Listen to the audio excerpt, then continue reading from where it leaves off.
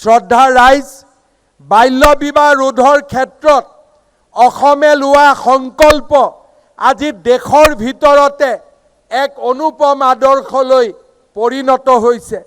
2021 চনত মই এই তিৰংগ পতাকাৰ তলত ঘোষণা কৰিছিলোঁ যে আমি বাল্য বিবাহ অসমত আমি সমাপ্ত কৰিম।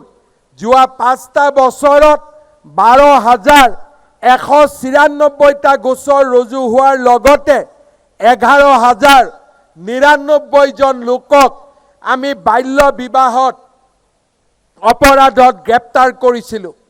ইয়াৰ পিছতে আমি দেখা পাইছিলোঁ যে ৰাজ্যত বাল্য বিবাহ অভাৱনীয়ভাৱে হ্ৰাস পাইছিল আৰু কলেজ ইউনিভাৰ্চিটিত ছাত্ৰীৰ নামভৰ্তি অভাৱনীয়ভাৱে বৃদ্ধি পাইছিল।